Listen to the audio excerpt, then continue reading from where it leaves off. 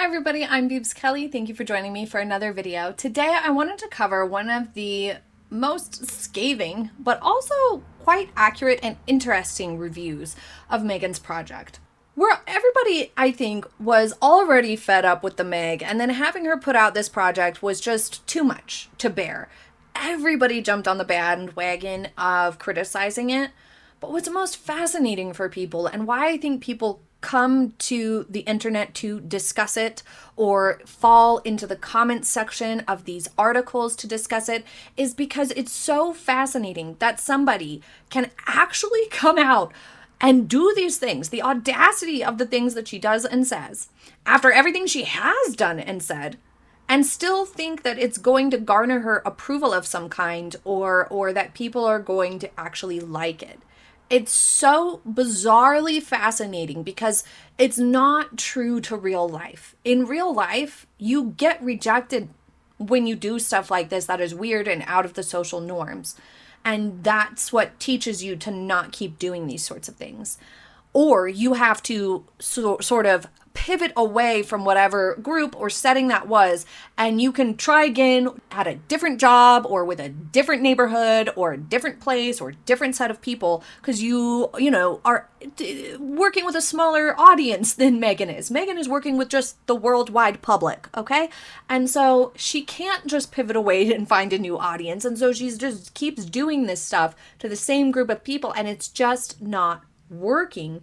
And so it's quite bizarre and intriguing how she can just keep making these mistakes. They begin by talking about episode 1. A friend of such long standing, Daniel, her makeup artist who she's allegedly known for many years, deserves to be celebrated, and so over the course of a whirlwind episode, Meghan prepares tea bags of bath salts, arranges flowers, harvests honey, makes a pasta dish, crudité and beeswax candles, frosts a cake, and brews this elixir that I think will be so healing for Martin's allergies.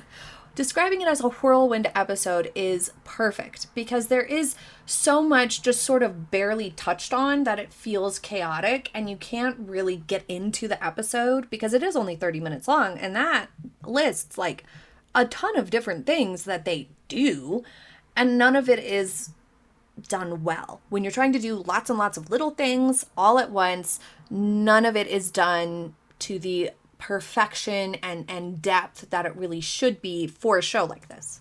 The grind for a star for whom this show may represent a last stand at holding on to her place in the public eye never stops.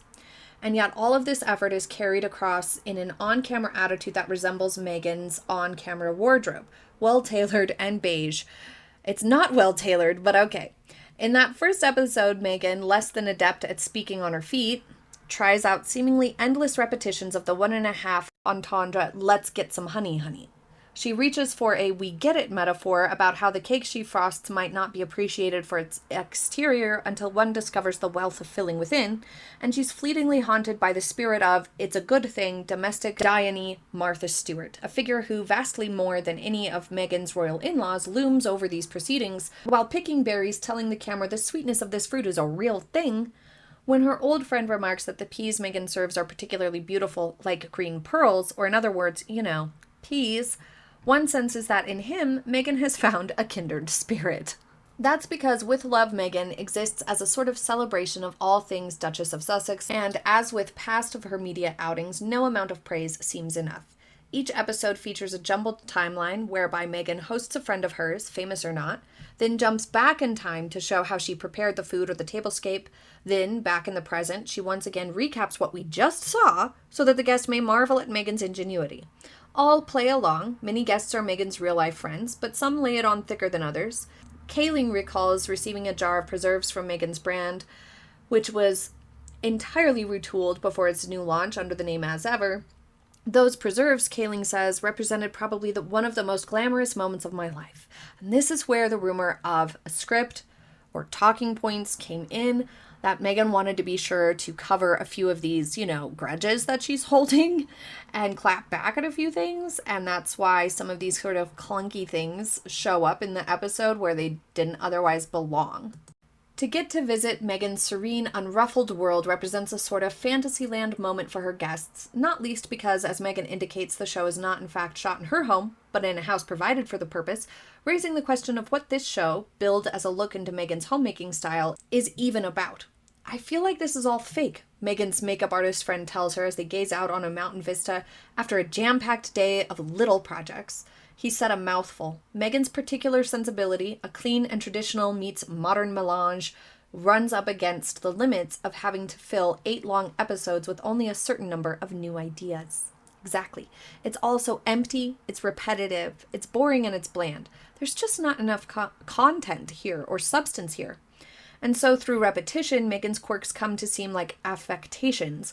From the multiple times she remarks on the beauty of an egg yolk to her dedication to placing edible flowers on just about any constable. This show follows in the wake of various other Meghan-branded projects, from the upbeat, I wouldn't call it upbeat, podcast Archetypes, and the revealing Netflix docuseries Harry and Meghan, that have failed to connect. The podcast was perhaps too vague, while the targeted and tactical approach of the doc left viewers wondering whether Meghan had anything specific to say not rooted in her experience of the royal family. With Love Meghan makes that answer seem further away, as its star seems unwilling to step outside the role of a perpetual A student. In one episode, she bakes donuts for the chef Roy Choi, telling the camera, I need to impress this man, not just with my donuts, with my tidiness, with my kitchen savvy, my cleanliness, but she doesn't have much of any of those things. It's unsurprising that on presenting Choi with the treat, she says in a rushed, breathless tone, do you believe my little donuts? I made them for you. But it's a little surprising that this moment was left in the cut, because yeah, what do you mean? Why not just be like, I hope you like them. I heard you like donuts. Be normal. Try to be normal, please, for goodness sake. Martha Stewart, who modernized the homemaking show template in which Meghan now operates, lives in a state of serene superstardom. Ina Garten, for my money, the best to ever do it, I would agree, exudes let's have a drink chill, in part because her knowledge is genuinely boundless. Meghan either lacks similar competence or feels constrained from sharing it, and so her insights, or the way she talks about them, can feel as canned as a limited edition American Riviera Orchard Preserve. She muses to the camera that it's possible one might want to label a jar of homemade chili oil, but it's not strictly necessary. Your cue on this one will be, you see the chilies in it. Thanks, Meghan. This is the exact unhelpful nature of almost all of this show. Every single episode includes at least one full-blown tutorial on something that we really don't need a tutorial on because it's obviously self-explanatory. When informed that the dumplings she may dress in said chili oil are called ingots for their resemblance to the forged bits of gold, she replies, I love hearing the meaningful stories behind things, but then she doesn't dig any deeper. She doesn't take that as a thread throughout the whole series or the whole episode. And that's precisely the problem. So much of With Love Meghan is devoted to trying to gin up capital M, meaning that Meghan seems to forget that the only reason anyone would do any of this, whether that's bake a cookie dappled with edible flowers or watch a lifestyle show, would be because it's fun. Since her first forays out in the public life after genuinely sympathetic Oprah Winfrey interview of 2021, Meghan and her husband, Harry, both have seemed confident that interest would naturally follow them. But there isn't enough here to justify the running time, nor its stars' belief that we'll keep watching. The show plays out like a forced march, one in which Meghan's guest must, at the price of getting to share an afternoon in a made-for-TV kitchen with her, praise her first. It's no less than Alice Waters, the effective inventor of a California upscale culinary aesthetic in which Meghan now exists, who comes to help Meghan prepare a brunch party to thank her loved ones for their support as she tries to launch an all-around lifestyle brand, but she's gone by the time the frittata is served. Thank you for loving me so much and for celebrating with me, she tells the assembled parties at the season-closing brunch. She also announces that Waters helped her prepare the food, to which an unidentified guest says, amazing. Wow. Then, in this one appearance in the series, Prince Harry, Meghan's husband, calls out a toast to you, he shouts. To Meghan, indeed. With Love Meghan is made with a great deal of love, in the sense that the greatest love of all is the one that a person has for herself. And this encapsulates the exact PR crisis that Meghan has now landed herself in. With this project and her previous track record, she has revealed herself to literally only care about elevating herself to what she thinks should be an aspirational, adored figure. And it's not working. because it's fake, because it doesn't work, because it's not what we want, because there's no audience for it, because of her history. You pick one, all of the above. But none of it is working. And it's embarrassing. But yet Meghan seems oblivious to this problem, oblivious to the embarrassment that she is causing this genre and just like people in general. She even makes a fool of like Montecitan society by basically saying that they all drink before 11 and that's it. That they just sort of rattle around their mansions with mimosas in hand. What's so bizarre and incongruent about it all is that she spends so much time saying that she cares about women's empowerment and women should be strong and blah, blah, blah, blah, blah. But then she reduces them to just wealthy women rattling around their mansions in Montecito with mimosas in hand.